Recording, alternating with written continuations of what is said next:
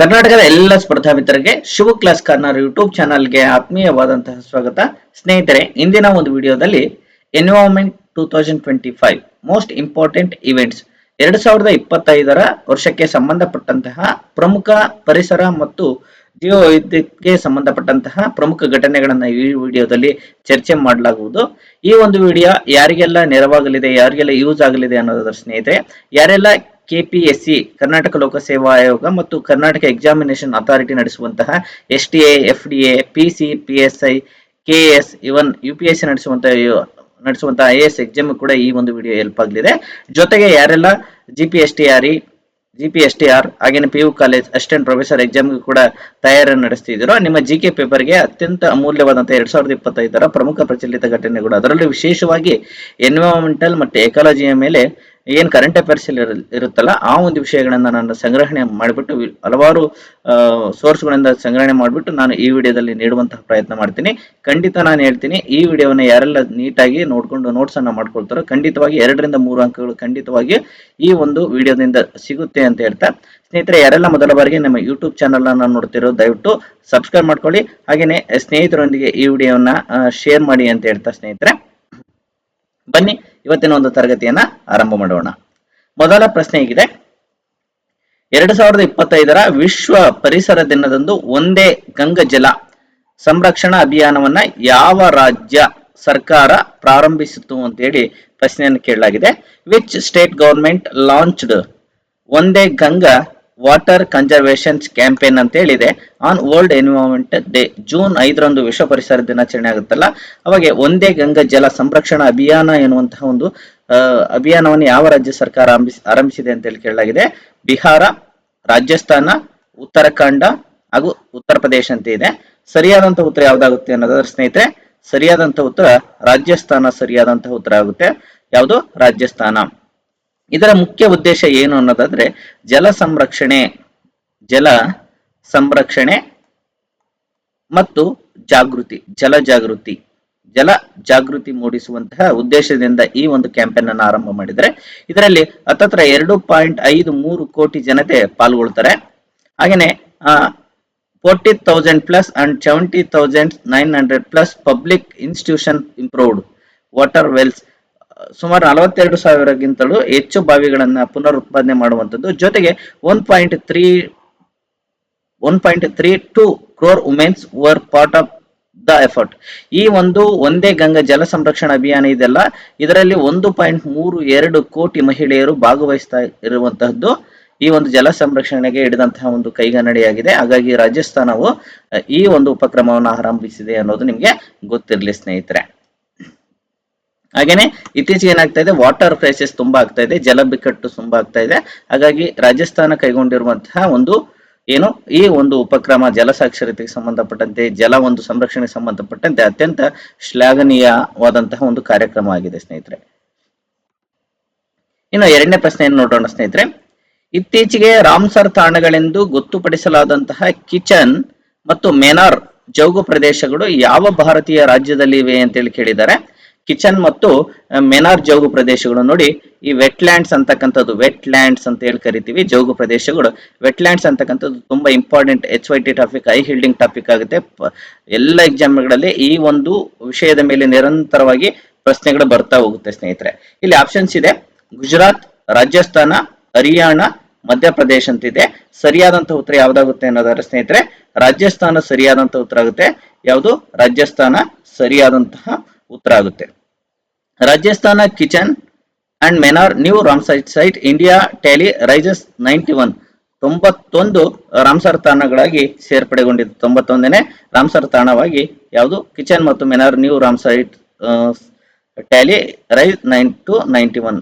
ಭಾರತದಲ್ಲಿ ಈಗ ಸದ್ಯಕ್ಕೆ ಮತ್ತೆ 2 ಆಗಿದ್ದಾವೆ. ಹತ್ತತ್ರ 93ರಿಂದ 94 ಆಗಿದ್ದಾವೆ. ನಮ್ಮ ಭಾರತದಲ್ಲಿ ಈಗ ಸದ್ಯಕ್ಕೆ 94 ಇದಾವೆ.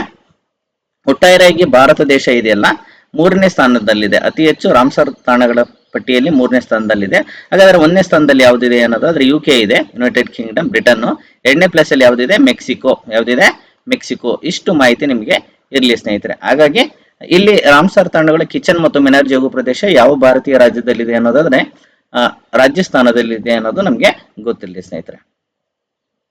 ನೆಕ್ಸ್ಟ್ ಕ್ವಶನ್, 2025 ಹಿಮನದಿ ಸಂರಕ್ಷಣೆಯ ಕುರಿತು ಮೊದಲ ಅಂತಾರಾಷ್ಟ್ರೀಯ ಸಮ್ಮೇಳನ ಎಲ್ಲಿ ಆಯೋಜಿಸಲಾಯಿತು ಅಂತ ಕೇಳಿದರೆ, where was the first international conference glacier preservation 2005 hosted ಅಂತ ಹೇಳಿ ಕೇಳಿದರೆ, ಥಿಂಪು ಭೂತಾನ್, ಕಠ್ಮಂಡು ನೇಪಾಳ, ನವದೆಹಲಿ ಭಾರತ, ದುಸಾಂಬೆ ತಜಿಕಿಸ್ತಾನ್ ಅಂತ ಇದೆ.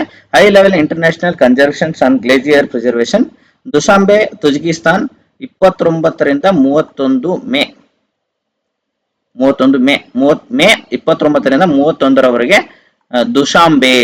ದುಶಾಂಬೆ ತಜಿಕಿಸ್ತಾನದ ದುಶಾಂಬೆ ಒಂದು ಪ್ಲೇಸ್ ಅಲ್ಲಿ ಏನ್ ನಡೀತಾ ಇದೆ, ಹಿಮ ನದಿ ಸಂರಕ್ಷಣೆಯ ಕುರಿತು ಮೊದಲ ಅಂತಾರಾಷ್ಟ್ರೀಯ ಸಮ್ಮೇಳನ ನಡೀತಾ ಇದೆ. ಇದರ ಮುಖ್ಯ ಉದ್ದೇಶ ಏನಂದ್ರೆ ಹಿಮ ನದಿಗಳ ಸಂರಕ್ಷಣೆ ಮಾಡ್ತಕ್ಕಂಥದ್ದು.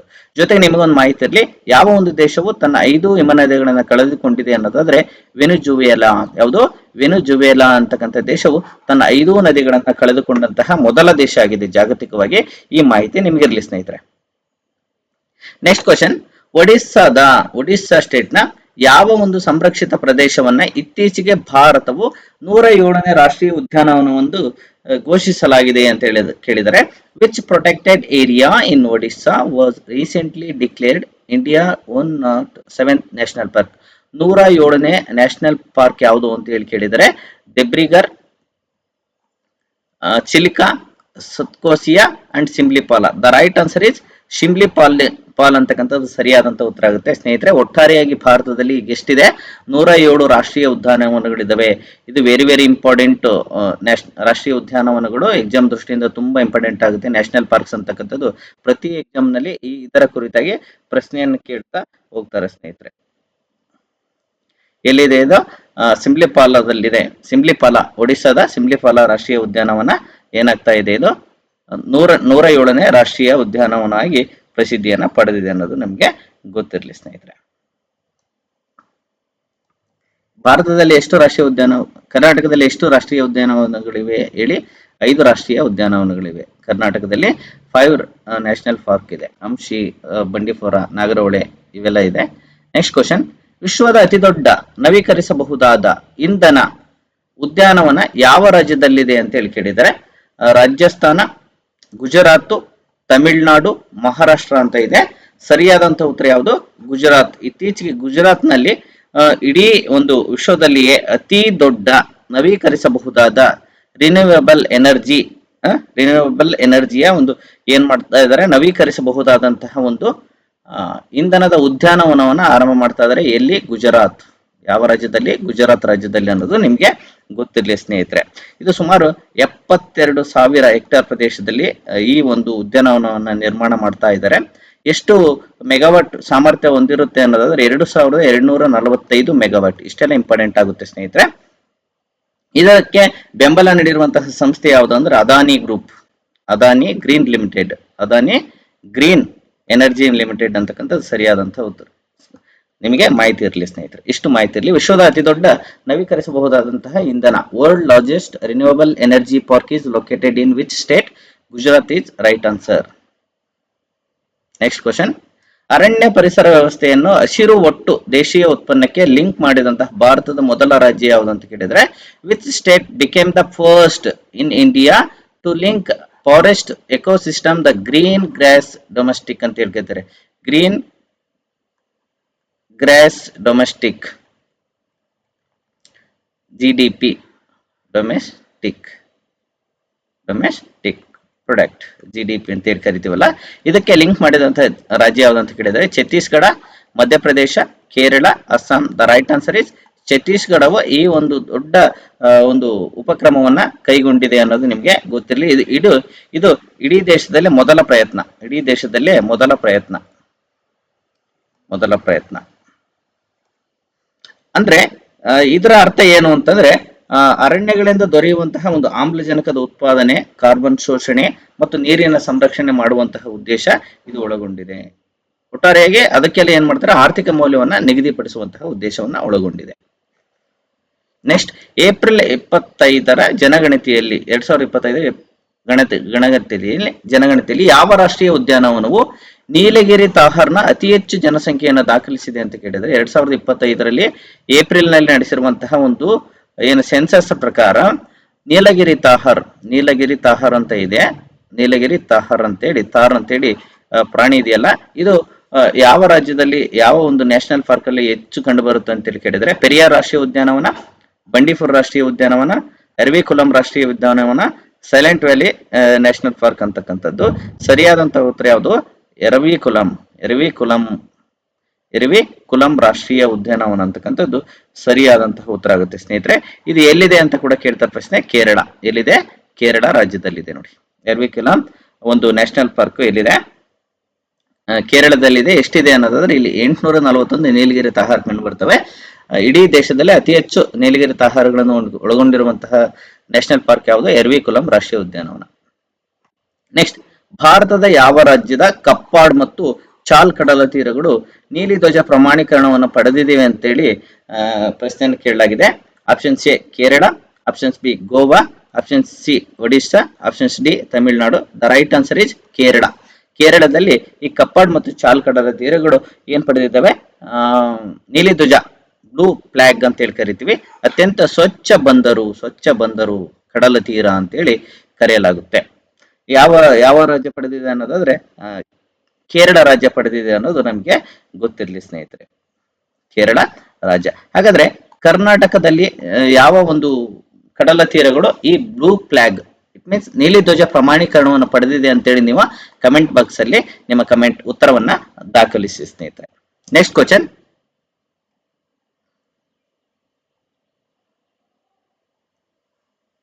ಸೆಪ್ಟೆಂಬರ್ನಲ್ಲಿ 2025ರಲ್ಲಿ ಪ್ರಧಾನಿ ನರೇಂದ್ರ ಮೋದಿ ಅವರು ಭಾರತದ ಮೊದಲ ಬಿದಿರು ಆಧಾರಿತ ಜೈವಿಕ ಸಂಸ್ಕರಣಾ ಯೋಜನೆಯನ್ನು ಯಾವ ಸ್ಥಳದಲ್ಲಿ ರಾಷ್ಟ್ರಕ್ಕೆ ಸಮರ್ಪಿಸಿದ್ರು ಅಂತ ಕೇಳಿದರೆ, ತೇಜ್ಪುರ್ ಅಸ್ಸಾಂ, ನುಮಲಿಗಡ ಅಸ್ಸಾಂ, ಜೋಹರ್ತ್ ಅಸ್ಸಾಂ, ಸಿಲ್ಜಾರ್ ಅಸ್ಸಾಂ ಅಂತಕ್ಕಂಥದ್ದು ಇಲ್ಲಿ ಕೇಳಿದ್ದಾರೆ ಸ್ನೇಹಿತರೆ.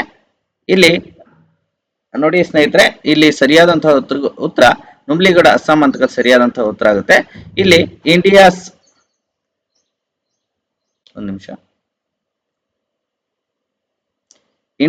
Bamboo bio refinery in Assam products 99.7 pure ethanol ahead of the inauguration.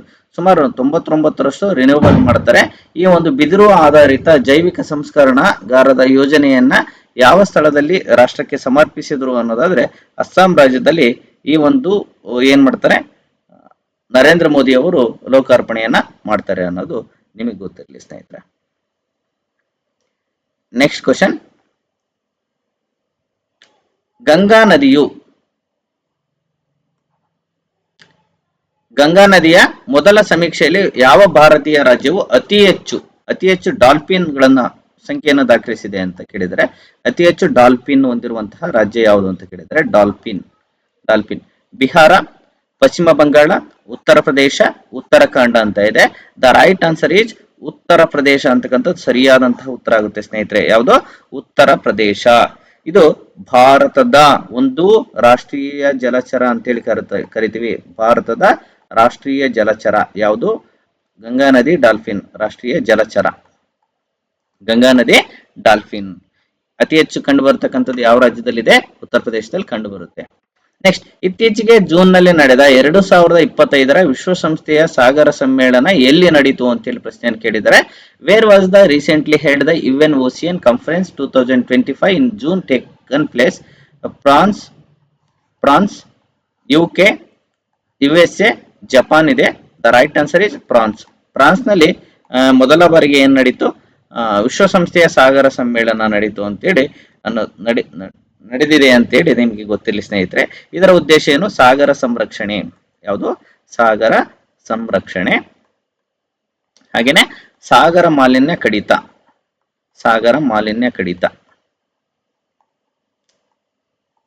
ಇಷ್ಟು ನಿಮಗೆ ಗೊತ್ತಿರಲಿ ಸ್ನೇಹಿತರೆ. ನೆಕ್ಸ್ಟ್, ಅರಣ್ಯ ನಿರ್ವಹಣೆಗೆ ಇತ್ತೀಚೆಗೆ AI ಆಧಾರಿತ ನೈಜ ಸಮಯದ ಎಚ್ಚರಿಕೆ ವ್ಯವಸ್ಥೆಯನ್ನು ಜಾರಿಗೆ ತಂದಿರುವಂತಹ ಭಾರತದ ಮೊದಲ ರಾಜ್ಯ ಯಾವುದು ಅಂತ ಹೇಳಿ ಕೇಳಿದರೆ, A Karnataka, B Madhya Pradesh, C Odisha, D Assam ಅಂತ ಇದೆ. ಇಲ್ಲಿ ಸರಿಯಾದಂತಹ ಉತ್ತರ ಯಾವುದು? ಮಧ್ಯಪ್ರದೇಶ್. ನೋಡಿ, AI ಆಧಾರಿತ ಅರಣ್ಯ ನಿರ್ವಹಣೆಯ ನೈಜ ಒಂದು ಸಮಯದ ಎಚ್ಚರಿಕೆ ವ್ಯವಸ್ಥೆಯನ್ನ ಜಾರಿಗೆ ತಂದಿರತಕ್ಕಂತ ಒಂದು ರಾಜ್ಯ ಯಾವುದು? ಮಧ್ಯಪ್ರದೇಶ ಅಂತ. ಯಾಕೆ ಜಾರಿಗೆ ತಂದಿದ್ದಾರೆ ಅಂತಂದ್ರೆ ಅತಿ ಹೆಚ್ಚು ಅರಣ್ಯ ಪ್ರದೇಶವನ್ನು ಹೊಂದಿದೆ ಇದು.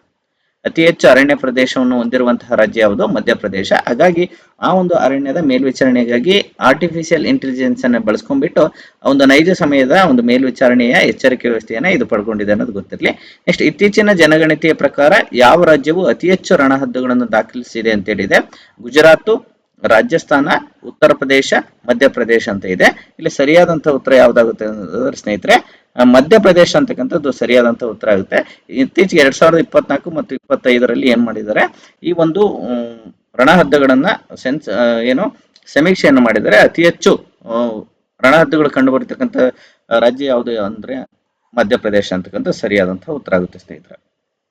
ಇದರಲ್ಲಿ ಸುಮಾರು ರಣಹದ್ದು ಜಾತಿಗಳಿದಾವೆ. ಒಂದು ಲಾಂಗ್ ಬಿಲ್ಡ್ ವಲ್ಚರ್ ಇದೆ, ವೈಟ್ ರಂಪ್ಡ್ ವಲ್ಚರ್ ಇದೆ, ಹಾಗೇನೆ ರೆಡ್ ಹೆಡೆಡ್, ಇದು ಕೆಂಪು ಕೊಕ್ಕಿನ ರಣಹದ್ದು, ತುಂಬಾ ಅಳಿವಂಚಿನಲ್ಲಿರ್ತಕ್ಕಂಥ ಒಂದು ಪಕ್ಷಿಯಾಗಿದೆ ಸ್ನೇಹಿತರೆ. ಇಷ್ಟು ಮಾಹಿತಿ ಇರಲಿ. ಅತಿ ಹೆಚ್ಚು ರಣಹದ್ದುಗಳು ದಾಖಲಿಸಿರುವಂತಹ ರಾಜ್ಯ ಯಾವುದು? ಮಧ್ಯಪ್ರದೇಶ.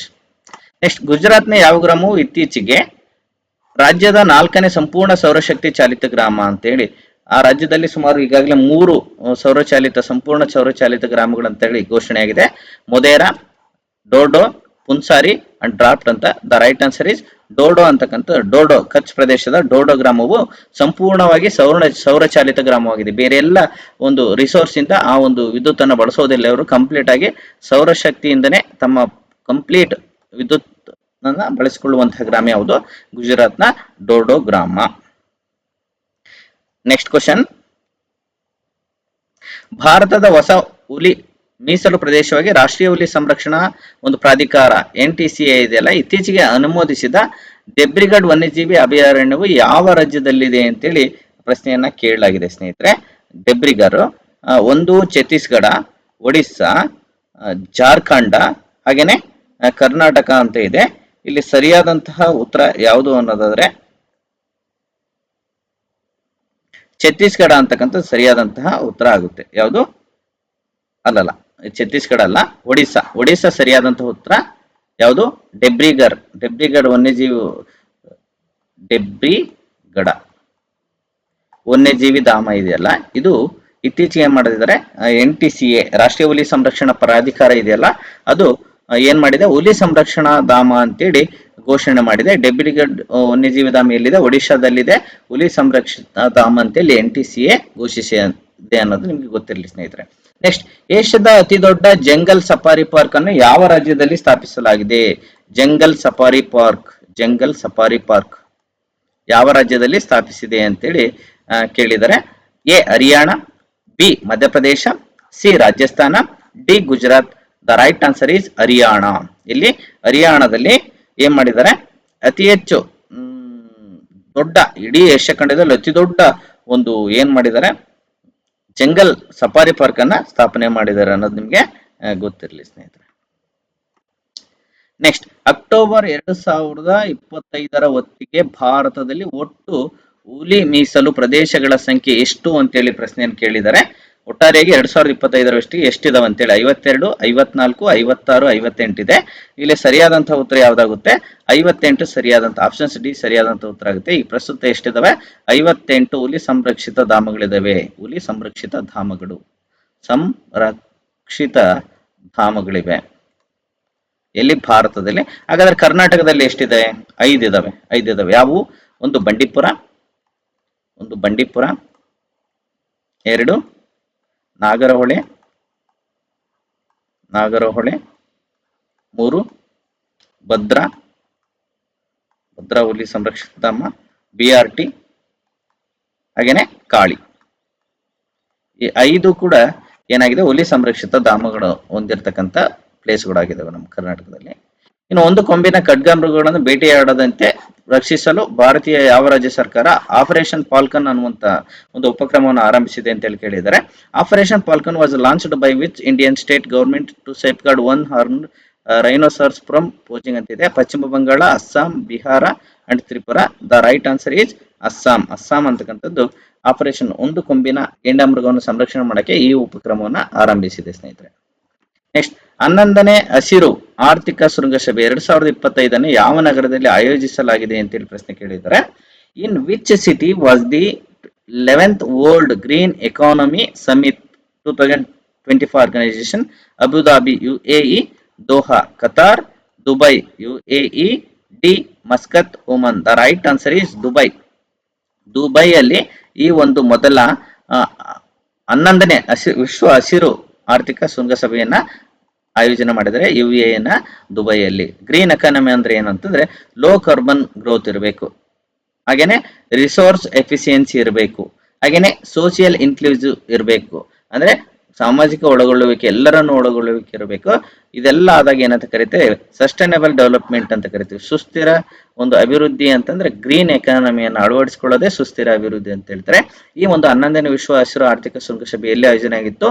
UAE ದೇಶದ ದುಬೈಯಲ್ಲಿ ಆಯೋಜನೆ ಆಗಿತ್ತು ಅನ್ನೋದು ನಿಮಗೆ ಗೊತ್ತಿರಲಿ ಸ್ನೇಹಿತರೆ. ಒಟ್ಟಾರೆಯಾಗಿ ನಾನು 2025ರ ಪ್ರಮುಖ ಎನ್ವಿರಾನ್ಮೆಂಟ್ ಅಂಡ್ ಎಕಾಲಜಿಯ ಒಂದು ಏನೆಲ್ಲ ಇಂಪಾರ್ಟೆಂಟ್ ಈವೆಂಟ್ಗಳಿದಾವೋ ಪರ್ ಅಪ್ಡೇಟ್ 2025ರವರೆಗೆ ಕಂಪ್ಲೀಟ್ ಆಗಿ ಎಲ್ಲದನ್ನ ನಾನು ಬೇರೆ ಬೇರೆ ಮ್ಯಾಗಜಿನ್ಗಳನ್ನ, ವೆಬ್ಸೈಟ್ಗಳನ್ನ ರೆಫರ್ ಮಾಡಿ ಈ ಮಾಹಿತಿಯನ್ನು ಕೊಟ್ಟಿರ್ತೀನಿ. ಈ ಮಾಹಿತಿ ಖಂಡಿತವಾಗಿ ಕೂಡ ನಿಮ್ಮ ಮುಂಬರುವಂತಹ ಎಕ್ಸಾಮ್ಗಳಿಗೆ ತುಂಬಾ ಹೆಲ್ಪ್ ಆಗುತ್ತೆ. ಇಷ್ಟೆಲ್ಲ ಕೆಲಸ ಮಾಡಬೇಕಂದ್ರೆ ನೀವು ಸುಮಾರು ಒಂದು 4 ರಿಂದ 5 ತಾಸನ್ನ ಇನ್ವೆಸ್ಟ್ ಮಾಡಬೇಕಾಗುತ್ತೆ. ನಾನು ನಿಮ್ಮ ಒಂದು ಟೈಮನ್ನು ಇನ್ವೆಸ್ಟ್ ಮಾಡಿಬಿಟ್ಟು, ನೀವು ಇನ್ವೆಸ್ಟ್ ಮಾಡುವಂಥ ಟೈಮ್ಗಳನ್ನ ನಾನು ಇನ್ವೆಸ್ಟ್ ಮಾಡಿಬಿಟ್ಟು ಕೊಟ್ಟಿದ್ದೀನಿ. ಇದನ್ನ ಯೂಸ್ ಮಾಡ್ಕೊಳ್ಳಿ, ನೋಟ್ ಡೌನ್ ಮಾಡ್ಕೊಳ್ಳಿ.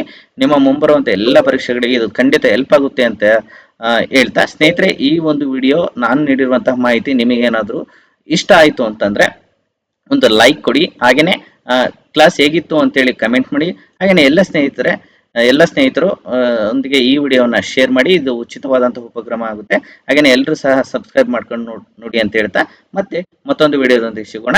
ನಮಸ್ಕಾರಗಳು.